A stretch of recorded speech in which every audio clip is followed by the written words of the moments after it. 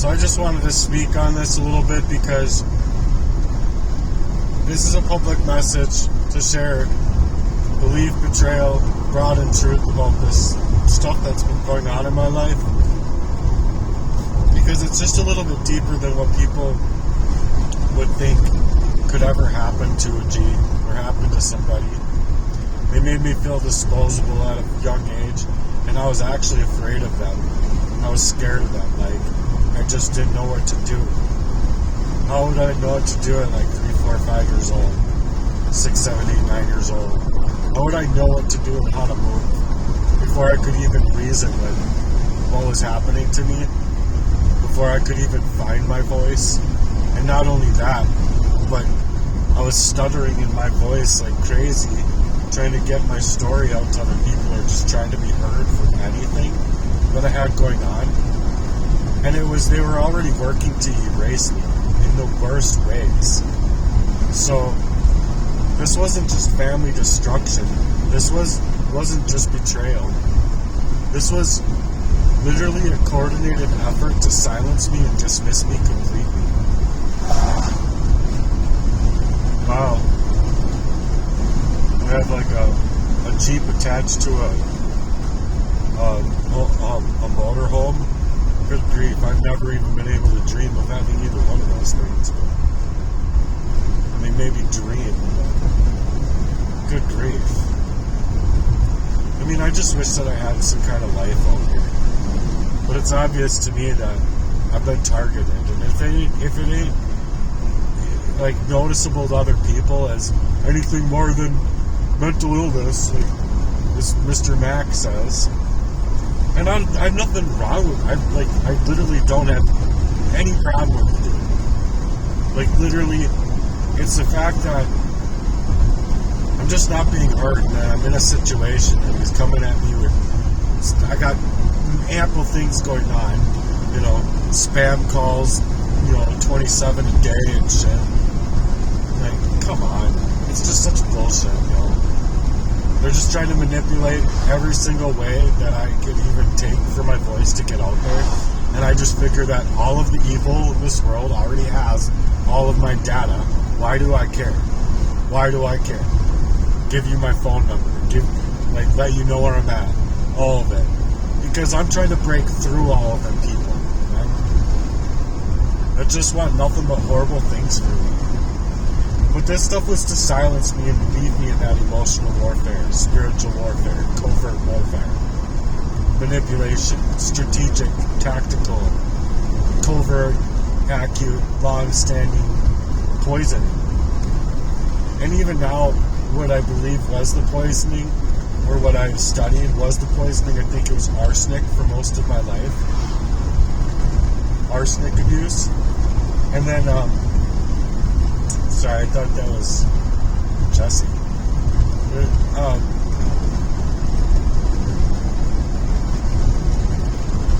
I think when I was 5 or whatever, that I went into my mom's room to get away from them. I think it was worse, man. I think they actually fed me with acid. I think it actually, like, I don't know how, or I don't know what they did. I don't know what they did. I don't know what the answer is. But it seems to me like, I don't know, man. Being at such a young age and growing up and having all these memories flood back to me, it's hard to determine what it was. But I'm really thinking it was LSD. After I watched this movie the other day, it was so triggering what this guy went through, man. Just so triggering to me. That's like, that's what it was. I don't know, dude. It just really scares me from trying to uncover the fullest extent of this crime committed against me. But I believe I have every right to do so. And they're trying to gatekeep me from being able to speak out. I mean, I spoke out for like over an hour and 40 minutes of work on my own devices, mind you, my own internet. You know, that I pay a lot harder of money for than these people do that are able to silence me. They should let me speak. You know what I mean? They should let me speak.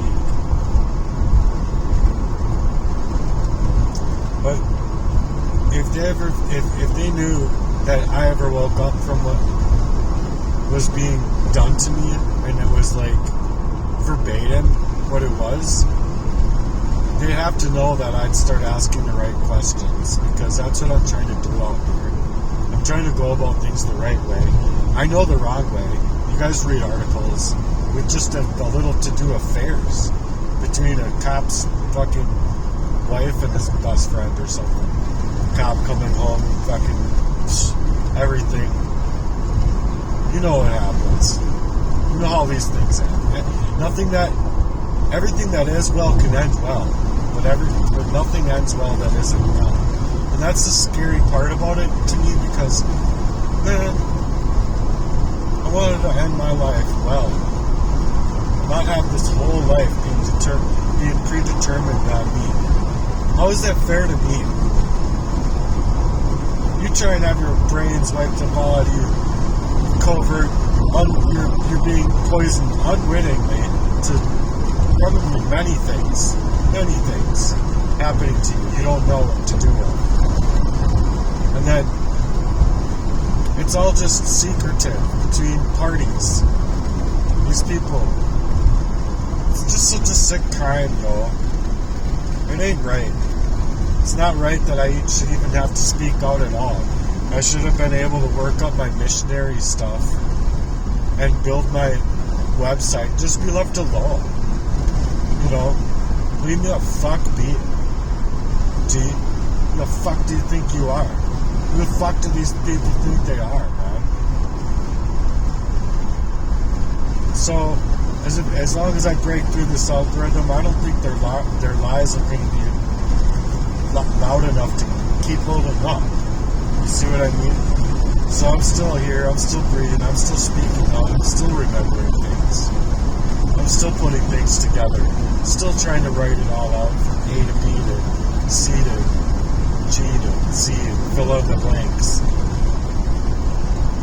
It's just so unfair, because my life, I started on plan A1, and I'm already on Z fucking 39. People don't understand that, though. Sham 16.8. I guess 14.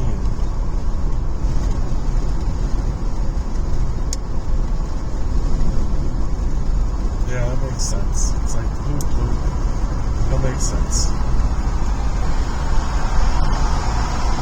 Cool. You know, I'm just really sad about this whole situation that's happened to me.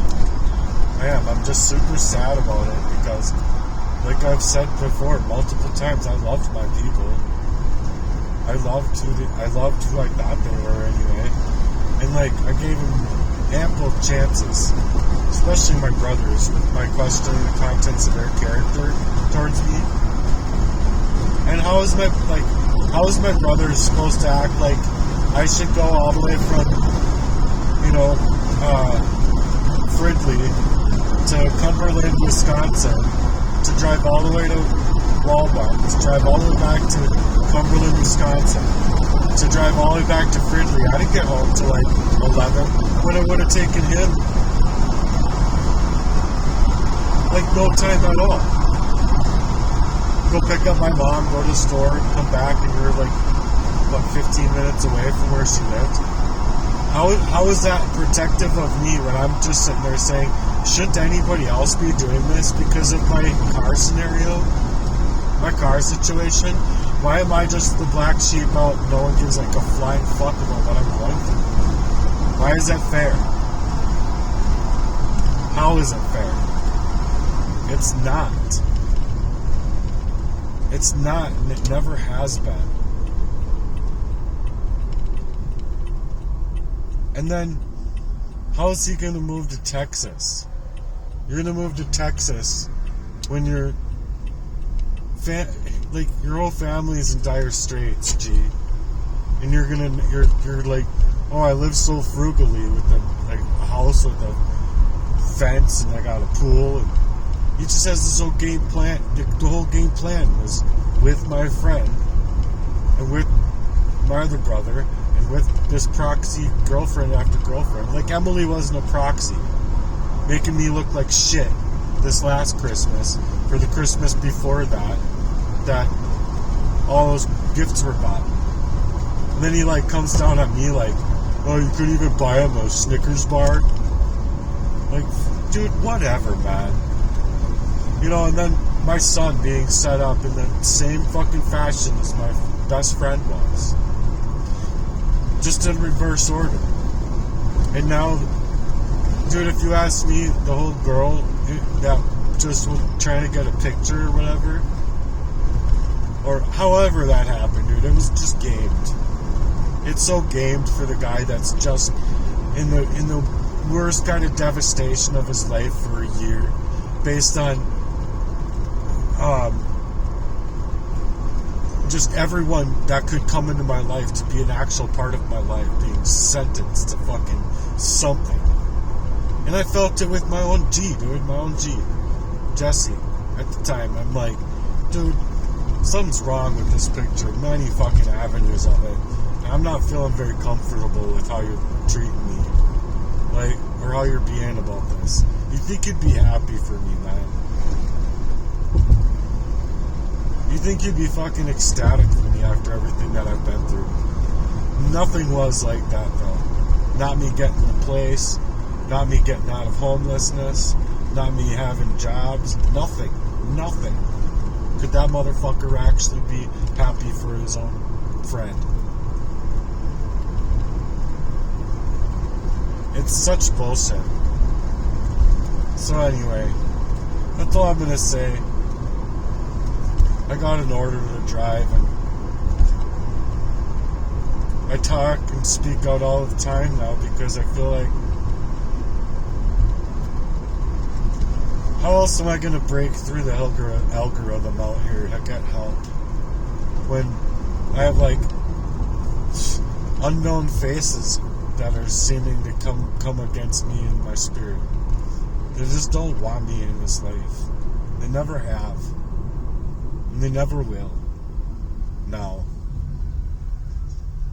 You know, it really sucks, because what am I supposed to do? Just be okay with, oh, I get to go take all of the gifts that God talented me with, and then just go homeless again? Whatever, man. My first place was like, oh, we go into the fourplex. My, I think, proxy relationship at that point too has those people come and rob the store. I you know, after that and my friend dying, I couldn't hold down the job. There goes that place. They already had a place for me, fourplex. After the fourplex, it was me moving back to Minneapolis.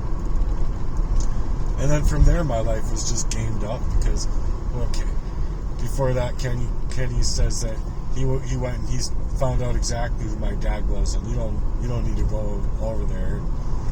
It's just not recommended for you at all. But then he's sitting there fucking having this relationship with him that entire time when he's invited to his wedding and shit. I'm sorry, but that's more than a coincidence. And then, oh, you're gonna live so frugally for your family. Oh yeah. Whatever. I'm out of here. I can't keep speaking out and getting no one to actually care about what I have to say. I have to make like a bunch of like 15-second videos. It says all of this stuff and then some for people to like actually try and reason with it or something. People have like the fucking attention span of a fucking little chipmunk. Whatever. Goodbye. I wish that life was different. I wish that love was supported over money and, you know, just life should be better than what it is. It really should. And it's really sad that it isn't.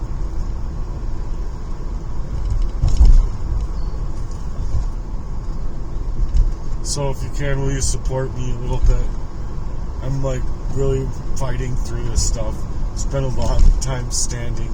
My car, like I just don't have any means to make it now because of what these people did to me. So if you can help me out with $5 or $25 or $50, whatever it is, it'll help me. I'm looking for a whole lot more than that. And I really think that with my missionary work and my website, that all of these things would never even be, A, and B, that all of these donations that would come my way would come back to them in tenfold and pay them in ways that nothing in this world could ever pay anybody with. A better life to that level, that's what it would be, G.